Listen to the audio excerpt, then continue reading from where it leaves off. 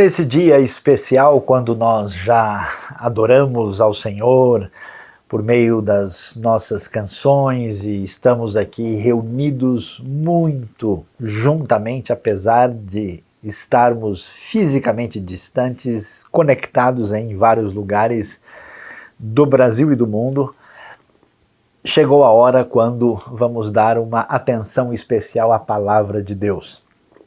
E hoje o nosso tema vai ser algo muito peculiar. Nós vamos falar sobre os mistérios do nome de Deus, lendo o terceiro capítulo do livro de Êxodo, o segundo livro da Bíblia, desde o versículo 1 até o versículo 15. Não confunda, os mistérios do nome de Deus com os ministérios dos homens sem Deus. Preste atenção, fique ligado aí com atenção, porque realmente a coisa é muito valiosa e significativa. A gente começa lendo aí o que acontece a partir do versículo 1, quando o nosso querido líder do povo de Israel, Moisés, está ali no deserto, na região de Midian. Diz a Bíblia que Moisés pastoreava o rebanho de seu sogro Jetro, que era sacerdote de Midian. Um dia levou o rebanho para o outro lado do deserto e chegou a Horebe, o monte de Deus. Ali o anjo do Senhor lhe apareceu numa chama de fogo, que saía do meio de uma sarça. Moisés viu que, embora a sarça estivesse em chamas, não era consumida pelo fogo. Que impressionante, pensou. Por que a sarça não se queima? Vou ver isso de perto. O Senhor viu que ele se aproximava para observar e então, do meio da sarça, Deus o chamou: Moisés, Moisés, eis-me aqui, respondeu ele. Quando nós lemos a história bíblica, antes de entrarmos diretamente naquilo que vai aparecer no texto sobre a revelação do nome de Deus, nós encontramos aí Moisés, depois de tudo que deu errado lá no Egito, quando ele foge das circunstâncias problemáticas depois que ele mata o egípcio, e então ele meio que desiste assim da sua missão. E vamos assim dizer, a gente está numa situação aqui sem muita expectativa nem esperança do que vai acontecer. E Moisés então vai para a região de Midian, que fica na península do Sinai, ali já perto da área do outro lado da península, na outra parte mais oriental do Mar Vermelho. E ele está lá com o seu sogro, que é sacerdote de Midian. E exatamente, nós temos aí a referência a Jetro, Alguns até discutem se esse é um nome ou é um título, A sua esposa vai ser chamada Zípora. E é interessante porque o mais improvável vai acontecer aqui. A pergunta para nós é: como e quando Deus se mostra, se apresenta, vai expressar de alguma maneira única o seu nome? Exatamente numa situação totalmente improvável, porque Moisés está no momento mais, digamos assim, complicado da sua carreira até agora. Ele apostou todas as fichas na libertação do povo, lá abriu mão da sua situação de conforto e bem-estar no Egito, apostou no povo hebreu, as coisas saíram todas erradas e ele então vai embora. E aqui ele vai para o lugar que a gente nunca imaginaria que seria um lugar assim minimamente razoável, no deserto, pastoreando rebanho. E você sabe, ficar num rebanho de cabras e ovelhas que nós temos aqui envolve um ambiente assim, não exatamente muito limpo, muito menos cheiroso, com esses animais no meio do deserto, e de repente, quando você menos espera, ele se desloca, por outro lado, e vai chegar perto de Horebe. Horebe é um outro nome que vai se dar para a própria região do Monte Sinai, que até hoje a gente se discute bem onde é que ele está. E aí aparece o anjo do Senhor numa chama de fogo. O que nós vemos aqui? Uma manifestação de Deus no deserto, ou seja, Deus do deserto. Essa manifestação, expressão de Deus vem num contexto improvável, e eu posso assim dizer para a gente que Deus habita num contexto de extrema humildade, né, num momento mais inesperado. Você pode lembrar agora, por exemplo, do nascimento de Jesus em Belém, da Judéia, e de certas circunstâncias, como a vida do belemita Davi, também no meio dos rebanhos, assim, improvável como futuro líder e rei.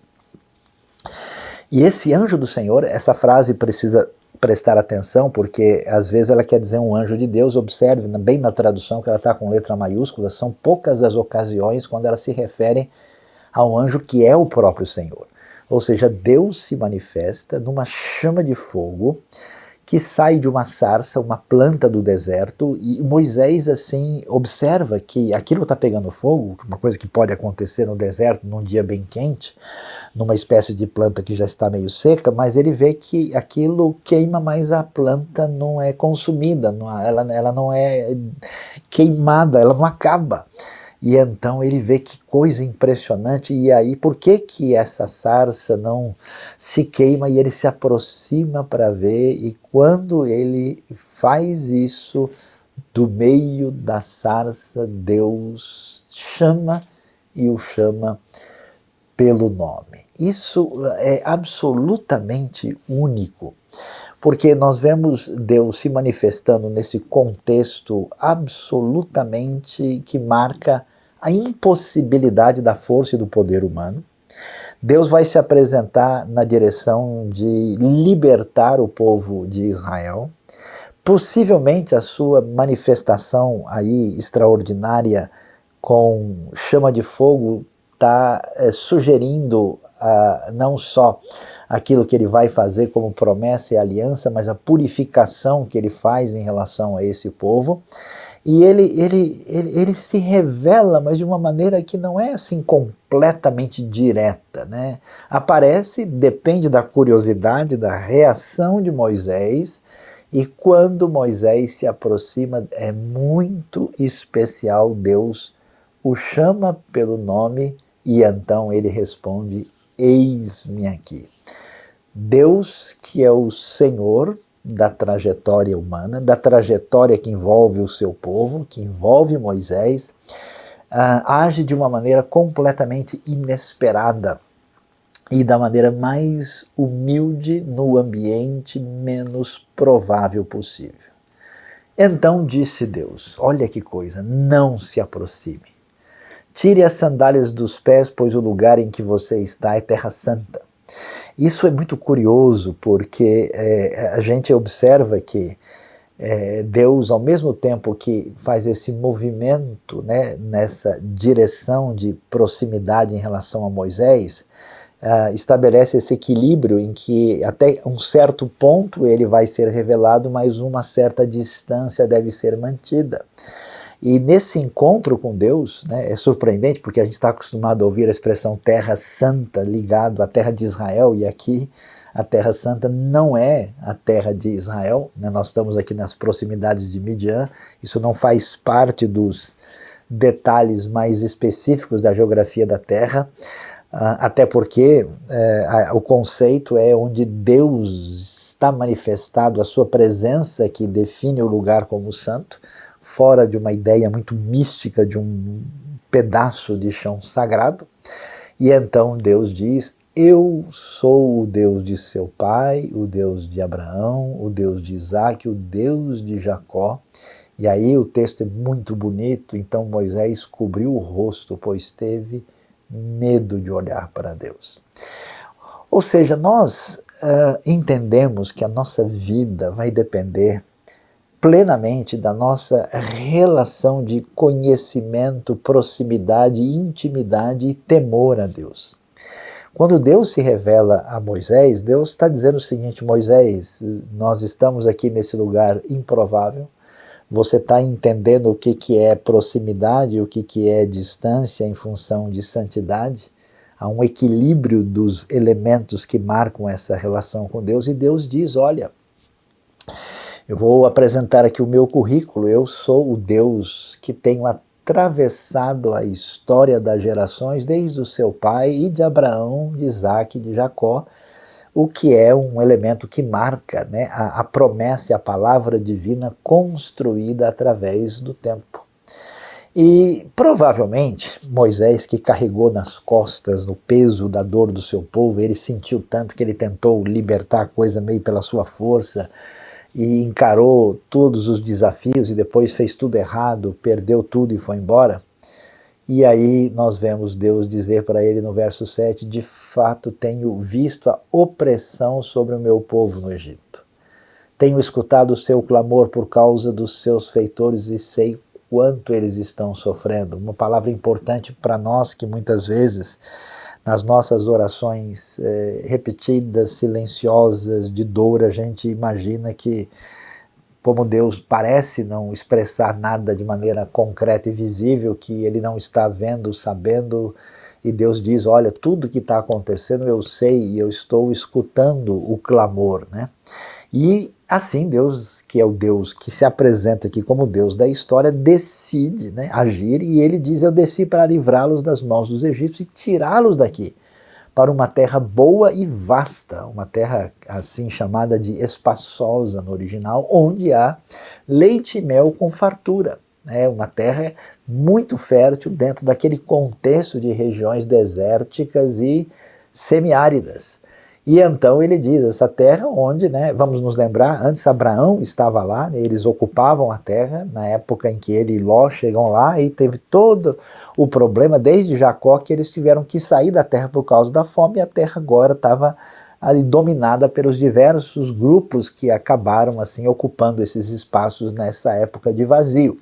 E lá estavam então os cananeus, os hititas, amorreus, ferezeus, heveus, jebuseus, pois agora o clamor dos israelitas chegou a mim e tenho visto como os egípcios os oprimem.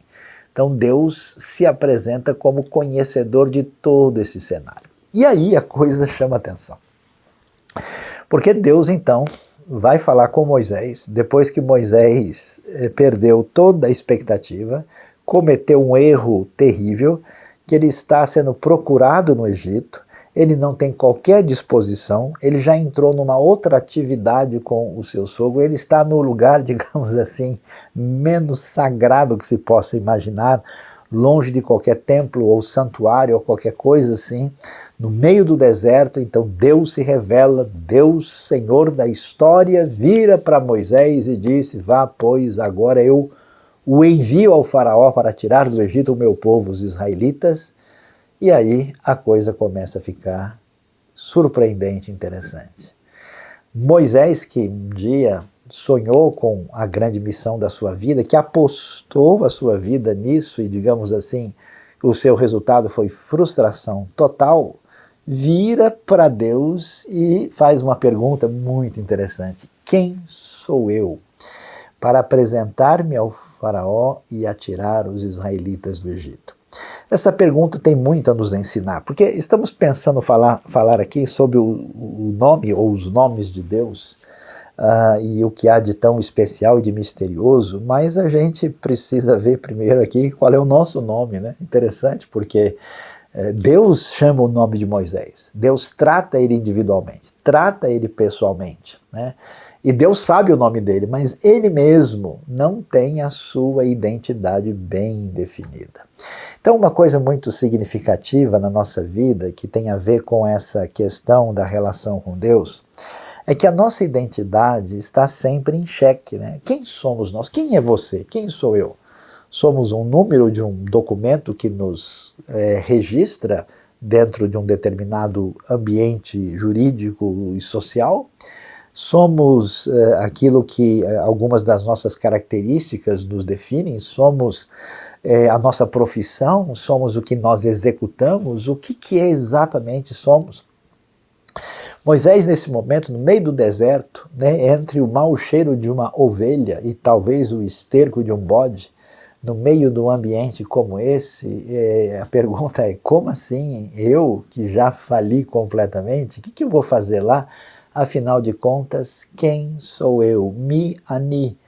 O que eu posso dizer a respeito da minha identidade no transcurso da minha existência, questão existencial profunda que marca a vida das pessoas. E olha, a Bíblia trata muito disso.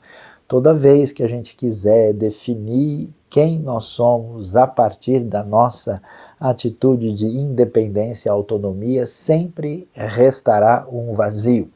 Deus vai falar com Moisés e vai lhe dar uma experiência onde ele vai jogar a sua vara de pastor de rebanho nos chãos, de um modo que ali ele vai redefinir a sua identidade diante de Deus.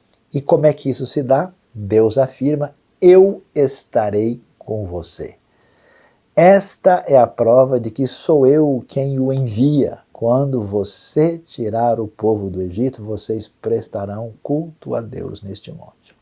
Então, antes de entrar nessa questão dessa manifestação do nome de Deus, a primeira coisa que o texto nos traz é essa realidade de que Deus diz: Moisés, olha, a sua identidade se define a partir da sua caminhada comigo no eixo da história.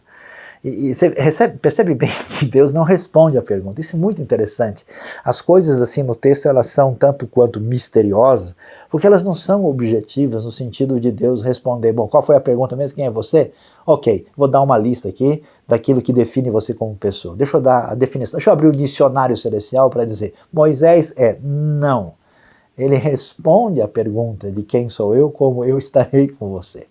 Então, na sua vida, você que acompanha a gente, que abre o coração para a palavra divina, para receber para a sua vida, saiba que a definição de quem nós somos, de quem você é, depende dessa relação de proximidade com o grande Deus, o Senhor da história.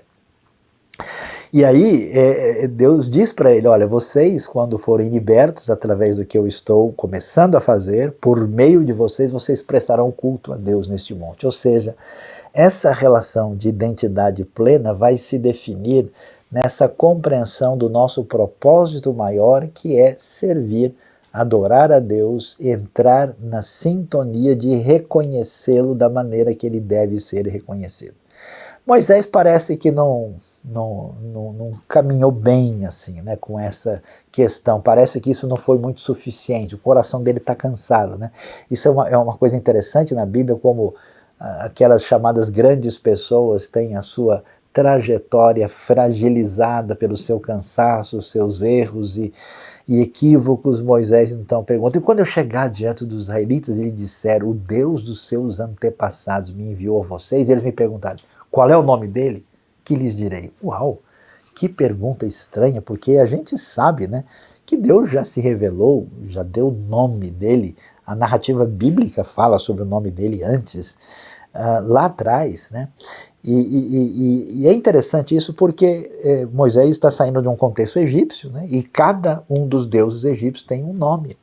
E eles são reconhecidos, aliás, tem um nome, tem a estátua, tem a definição. Digamos, os deuses egípcios são bem concretos, bem objetivos, né? Então, como é que eu, Deus, vou traçar um plano, né? E o Senhor precisa me dar mais elementos aí, né? Então começa a surgir aqui a grande questão que a gente, lembrando do mundo antigo da Mesopotâmia, do Egito, a gente sabe que o nome de alguém, o nome de uma divindade, ele é especialmente definido não só por um nome que caracteriza, por exemplo, o Anubis, o deus Chacal, ou uma divindade ligada ao Nilo, ou Geb, ou Nut, ou qualquer outro dos deuses do Egito, ou de qualquer outro lugar, mas também o que esse Deus faz, qual é a sua especialidade, o que marca a sua presença no mundo, né, na experiência religiosa. E então, qual é o nome dele? Que lhes direi? A questão do nome é levantada. E aí é que a coisa começa a ficar interessante. Deus vai responder a Moisés e a sua resposta chama atenção. A tradução comum que todos nós conhecemos: disse Deus a Moisés: eu sou o que sou. É isso que você dirá aos israelitas: eu sou, me enviou a vocês. Tem uma questão interessante aqui. Quando a gente lê, na verdade, ainda o verso 13, quando ele fala que ele quer saber qual é o nome de Deus. Os estudiosos da língua hebraica estavam esperando ali que a pergunta tivesse no original o pronome mi, né? Para falar quem é, mas aparece no hebraico um pronome indefinido que é ma, que é mais adequadamente traduzido por o que ou qual, o que abre um espaço na gramática do texto original para trazer a seguinte questão: não é exatamente a saber qual é o nome, mas qual é o significado, qual é o sentido desse nome que, de certa forma, eles já ouviram, já conhecem, esse nome aparece lá atrás, né? A gente sabe que Deus se apresenta já como El Shaddai, a gente vê o nome desde o início da narrativa da criação, você vê o nome Yehová, Elohim já aparecendo. Então a questão é, mais do que isso, é saber que Deus é esse que a gente conhece o nome, mas não tanto, e o que significa o que ele é, quem ele é neste momento que nós estamos nessa situação tão terrível e que a nossa esperança de livramento acabou porque o nosso líder se foi e as coisas estão de uma maneira que a gente não pode ter qualquer visão favorável do futuro. E aí a gente vai ter mais uma grande surpresa, porque na verdade o texto hebraico não diz literalmente eu sou o que sou. Isso é muito interessante. A expressão do original diz Ehyeh Asher Ehyeh. Ehyeh Asher Ehyeh literalmente é eu serei o que serei.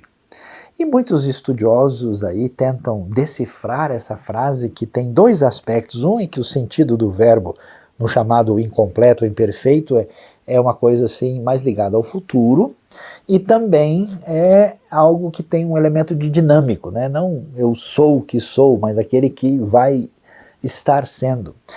Um dos sentidos possíveis é que Deus está dizendo assim, eu sou aquele que serei o que serei, porque eu é que faço todas as coisas acontecerem. É a ideia que eu me tornarei o que eu quiser me tornar, no sentido que eu sou o Criador. Pode ser que a resposta seja essa. Deus diz, escuta, Moisés quer saber qual é exatamente os elementos que o Senhor pode apresentar para descrever, né, o seu currículo, grande Senhor Deus, que é o grande Yehová, Yahvé, e ele diz, olha, eu sou simplesmente o Criador. Pode ser. Mas talvez seja mais do que isso, porque a outra possibilidade muito razoável é que Deus diz assim, ó, eu escolherei ser aquilo que eu quiser ser, no sentido de que eu sou o Deus que tem diante de si o futuro pela frente e que ninguém pode me dominar e controlar. Isso talvez tenha muito sentido porque nós estamos diante da libertação do Egito, do faraó, em que os israelitas não imaginam que haja de fato possibilidade de ter um futuro diferente diante da sociedade antiga, do sistema teológico e religioso do Egito antigo e da condição que eles estão enfrentando. Parece pouco provável, e do meio do deserto, da sarça ardente, da chama de fogo, Deus revela que ele é aquele que estará agindo, sendo no sentido de mudar a realidade do futuro em relação ao que envolve os israelitas aqui. E então Deus diz a Moisés, é muito interessante como isso tem a ver com a questão do tempo, porque Deus vai falar dessa esperança do futuro apontando para os seus feitos no passado. Olha só o que ele diz, diga aos israelitas, o Senhor, o Deus dos seus antepassados, mais uma vez, para conectar a promessa feita aos patriarcas com a realidade que eles enfrentam agora e com a expectativa de esperança do futuro. Eu sou o Deus de Abraão, de Isaac, de Jacó, foi ele que me enviou a vocês. Olha que coisa, esse é o meu nome para sempre, nome pelo qual serei lembrado de geração em geração. É por isso que, de certa maneira muito sábia, a tradição hebraica e judaica prefere chamar Deus de o Eterno, né? Porque é o Deus que agiu no passado, que age com livramento e poder agora, e esse é o significado especial do seu nome, e que através das suas promessas, da sua aliança, vai agir poderosamente no futuro. Então, a questão assim, é verdade que num certo sentido Deus está dizendo eu sou, mas mais do que isso, ele diz eu decidir o que vou ser ou como vou agir no futuro. Por isso, vale a pena a gente pensar um pouquinho mais sobre essa questão dos nomes, né? O que são esses nomes? Aliás, é um negócio estranho, por que Deus tem tanto nome? Será que ele tem uma coleção de RGs celestiais, né? Tantos nomes diferentes, qual é a razão, né? Isso até confunde algumas pessoas. Aliás, a tradição mais mística judaica, por exemplo, diz que Deus tem 72 nomes, né? Será que ele parece até um politeísmo disfarçado? É isso mesmo? Não, Deus é descrito de maneira específica por diversos nomes hebraicos aí no Antigo Testamento. Merece especial os nomes que você vai aprender e não pode esquecer hoje, que são os 3 mais importantes, que é Elohim, né? O nome que é um nome sagrado, digamos assim, o nome pessoal, né, que vamos dizer não é um conceito de divindade, mas é um nome que Deus chama-se a si mesmo, que é esse traduzido por Senhor, que é Yehová, aí está as 4 letras especiais, YH, WH, e Adonai, que é Senhor, né? Elohim, às vezes, na forma menor, El é o nome hebraico genérico para Deus, né? Que às vezes é usado para se referir até mesmo a uma divindade que não é o Senhor, né? A etimologia tem a ver com força, com poder, e muitas vezes aparece aí falando de Deus como criador, como um ser transcendente, acima de todos os outros, né? Essa ideia de um Deus de força e de poder. Isso é destacado em vários textos. Uma coisa interessante que chama atenção, né, porque no Velho Testamento, na Bíblia hebraica, você não tem assim uma explicitação de um conceito que tem similaridade com a trindade que aparece no Novo Testamento. Mas é muito interessante ver que o nome Elohim é um substantivo de forma plural no hebraico, né? Mas ao mesmo tempo em que Elohim é plural, o verbo que o acompanha está sempre no singular, para fazer referência que é um Deus único, né? E isso assim mostra um caminho da gente ver uma espécie de pluralidade nessa unidade divina do Deus único. Ele, né, é usado muitas vezes para compor, por isso que você vê às vezes a Bíblia, estuda um dicionário, uma Bíblia de estudo e ouve falar de El Shaddai, por exemplo, exatamente vem daí. E forma nomes como Gabriel, Daniel, Samuel, né, são todos nomes que esse El no final é uma referência a essa forma menor de dizer a Deus. Por isso, a gente pode destacar nas nossas Bíblias, quando você vê Senhor, tudo com letra maiúscula, é uma referência ao nome pessoal de Deus. Aparece Yahvé, que é um nome mais provável, Yehová, né, que deu origem ao nosso nome Jeová, é um nome que aparece mais de 5.000 vezes no texto do Antigo Testamento. Nós temos Senhor, dessa vez, com só a primeira letra maiúscula, que é Adonai, no sentido daquele que é dono, daquele que é Senhor, no sentido de quem tem o domínio, né? Não é a mesma palavra, né? A NVI, quando os dois aparecem juntos, ela coloca ali Senhor soberano, né?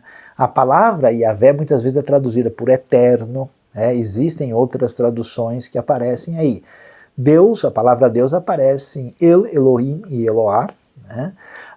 Altíssimo, que aparece poucas vezes, é o El Elyon, e o Todo-Poderoso, que é um outro conceito, um termo chamado El Shaddai. Talvez você diz, mas não tem mais alguns? Sim, existem, porque na verdade, veja, essa questão do nome, para muita gente, esse detalhamento de querer saber, o nome acaba sendo complicado porque isso não tem tanto valor na Bíblia hebraica, porque aparece uma série de variações desse nome.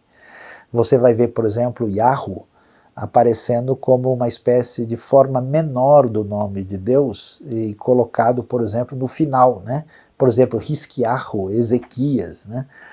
E você tem também Yah como uma forma menor do nome de Deus, que é uma abreviação. Quando você diz aleluia, você diz aleluia, ou seja, louvem a Yah. Quem que é Yah? Yahvé é o Senhor. Então, na Bíblia hebraica isso não tem uma preocupação de algumas pessoas que tentam assim, nós vamos falar sobre isso, descobrir assim, né, o nome sagrado de uma maneira muito peculiar.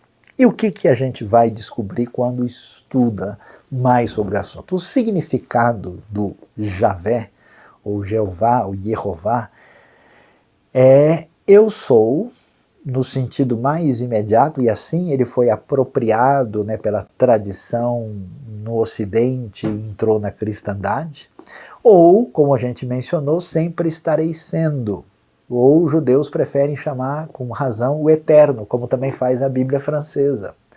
Essa forma é uma abreviação, veja bem, né, do conceito que Deus apresenta a Moisés, eu sou o que sou, lá agora nos versículos de Êxodo 3, 13 e 14. Então Javé, Jeová, é o nome pessoal do Deus, mas veja bem, na Bíblia, nesse momento, apesar da gente de fato entender, eu gosto de me lembrar do texto em Isaías, quando diz que Deus é tão poderoso que diz que as nações do mundo são como uma gota num balde diante dele, né?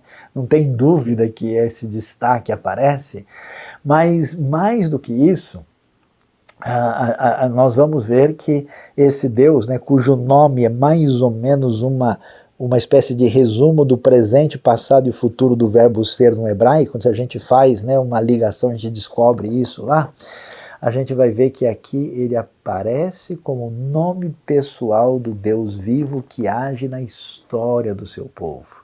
É o Deus da aliança com o povo que sai do Egito, destaca a imanência, a proximidade divina, por isso ele se revela na chama de fogo, na sarça ardente, mostra Javé o Senhor em seu amor, em sua fidelidade para com o seu povo, por isso é muito importante aqui o destaque desse tempo futuro.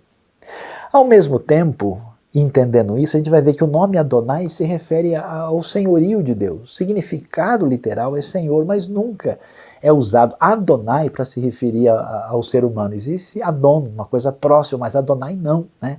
Destaca essa soberania plena de Deus e sem dúvida aqui a gente vai ver que não define Deus como o nome pessoal define, que é o termo especial, e aí é que vem uma coisa importante. Por que esse nome? Preste atenção, ninguém sabe com certeza, nem no contexto do povo judeu, por respeito. Porque como não se podia tomar o nome de Deus em vão, eles deixaram, porque à medida em que os judeus começaram a interagir com outros povos e vários pagãos vieram a conhecer, eles tinham receio que esses pagãos viessem a usar de maneira desrespeitosa o nome de Deus. Então, segundo a tradição, né, esse nome antigo, cuja primeira referência na arqueologia aparece na pedra de Mecha, ou de Mesa, que foi encontrada ali na região da terra dos antigos moabitas, que é da metade do século IX a.C., esse nome especial de Deus, provavelmente na época antes da destruição do templo, talvez ele fosse falado, quem sabe, apenas pelos sumos sacerdotes ou alguma outra pessoa especial e provavelmente pronunciado só na época do Yom Kippur. E então os judeus deixaram e essa pronúncia perfeita se perdeu. Até porque a gente sabe que os textos antigos hebraicos eram escritos sem as vogais para ajudar na pronúncia. Então, por que isso é importante? Porque tem muita gente de maneira indevida querendo descobrir à força esse nome, fazendo briga por causa disso. Isso não tem fundamento. Então, o que aconteceu? As consoantes do nome de Deus, que é Javé ou Jeová, receberam as vogais de Adonai, que, né, acabaram dando origem ao nome Yehová, que a gente conhece em português como Jeová, e fica claro que a gente não tem a pronúncia original do nome, e isso, na verdade, nem faz muito sentido, e a gente já vai descobrir por quê.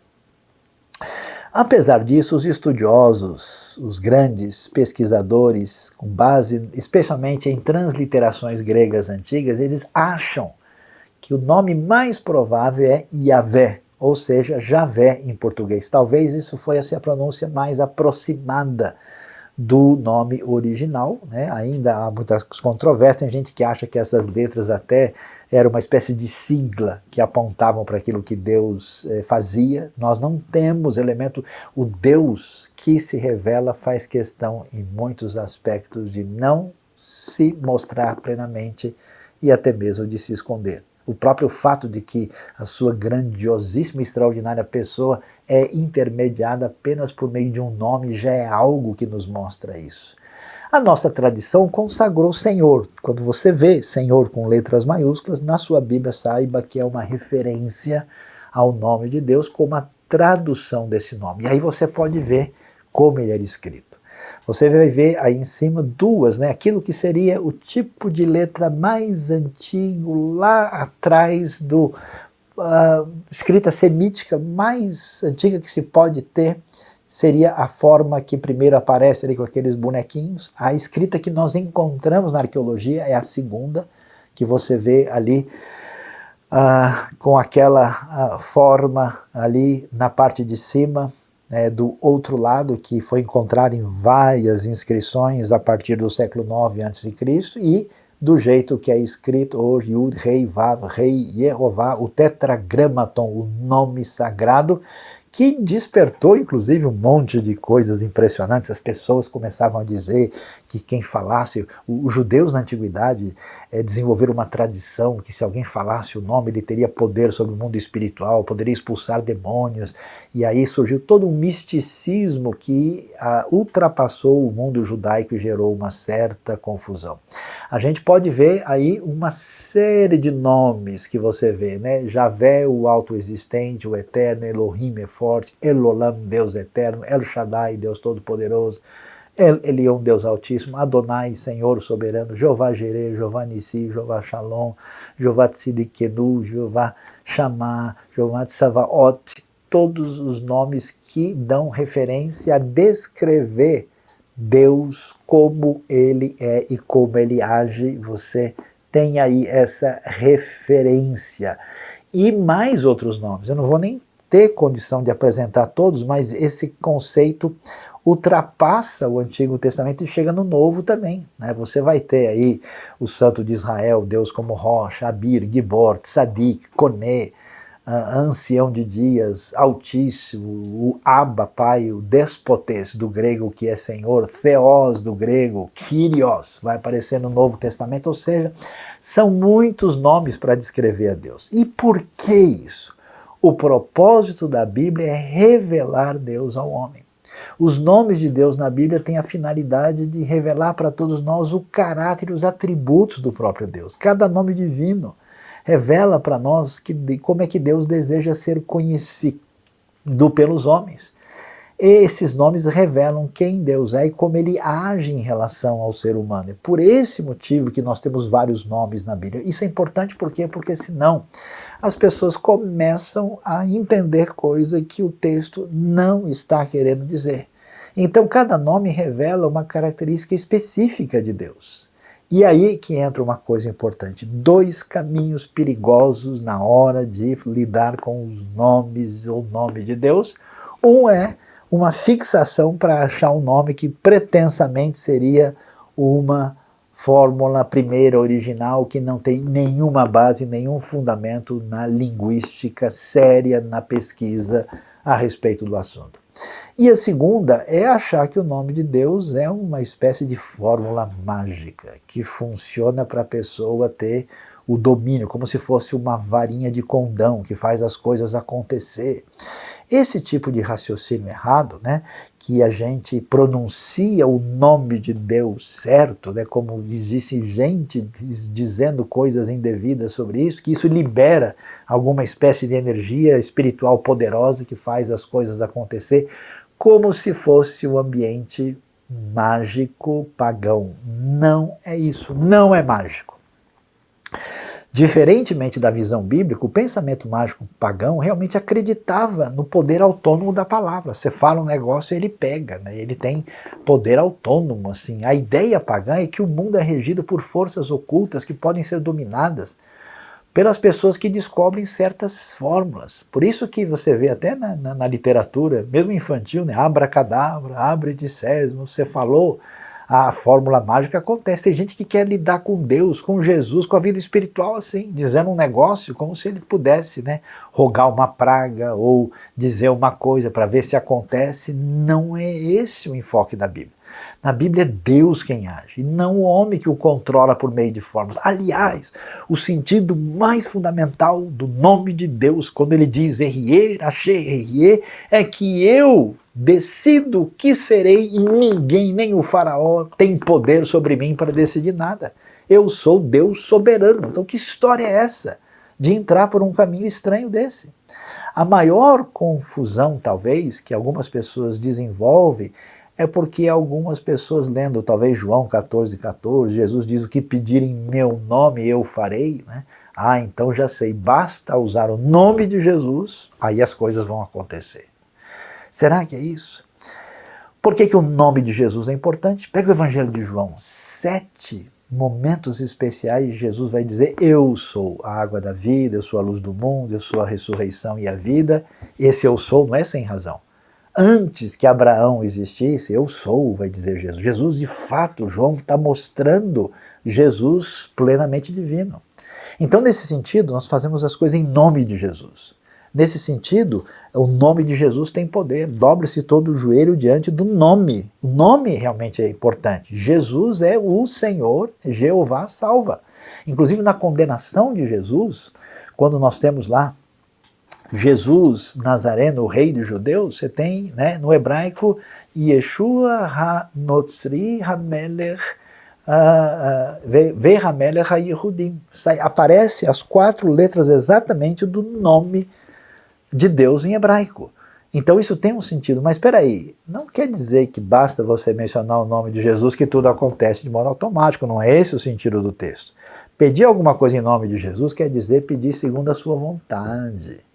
Pedir em nome de Jesus é pedir o que Jesus pediria. Pedir em seu nome é como se a gente estivesse agindo por procuração.